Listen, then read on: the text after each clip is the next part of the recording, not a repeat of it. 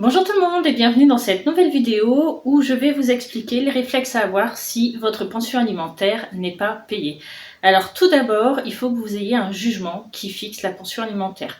Si vous n'avez pas de jugement et que le père ou la mère ne paye pas la pension alimentaire, on ne va pas pouvoir faire grand chose. Donc il vous faut un jugement rendu par le juge des affaires familiales qui fixe la pension alimentaire et surtout, il faut signifier ce jugement par huissier de justice. Si le jugement n'est pas signifié, vous ne pourrez pas le faire exécuter et vous ne pourrez pas non plus agir au pénal. Donc première chose à vérifier, c'est que ce jugement a été signifié. Vous voyez avec votre avocat, il sait parfaitement de quoi il s'agit.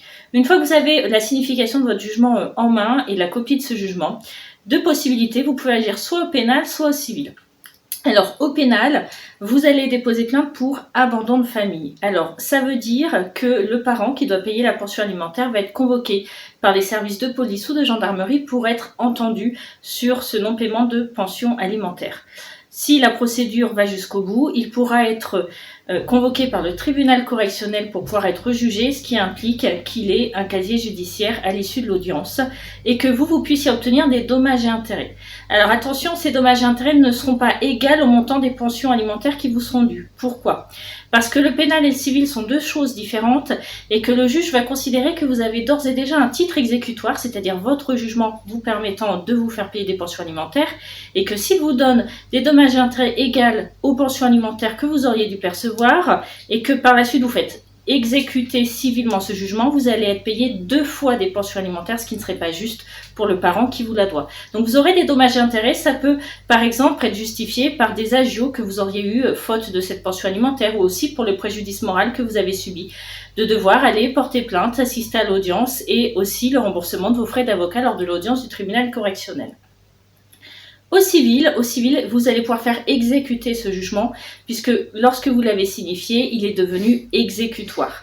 Ce qui veut dire que vous allez pouvoir aller voir un huissier de justice pour pouvoir saisir monsieur ou madame cette pension alimentaire. Alors, n'ayez pas peur des frais. En matière de pension alimentaire, on a ce qu'on appelle la procédure de paiement direct. C'est une procédure qui est faite par un huissier de justice et qui est totalement gratuite. Il n'y a aucun frais, même pas des frais d'ouverture de dossier. Vous avez également la possibilité de vous rapprocher de votre caisse d'allocation familiale qui va vous donner l'allocation de soutien familial et se retourner contre la personne qui vous doit la pension alimentaire. Alors l'inconvénient et l'avantage de système, l'inconvénient c'est que vous n'aurez peut-être pas la pension alimentaire dans son intégralité puisque l'allocation de soutien familial est plafonnée. L'avantage c'est que vous n'avez pas à faire les démarches pour aller voir un huissier de justice, c'est la CAF qui s'occupe de tout.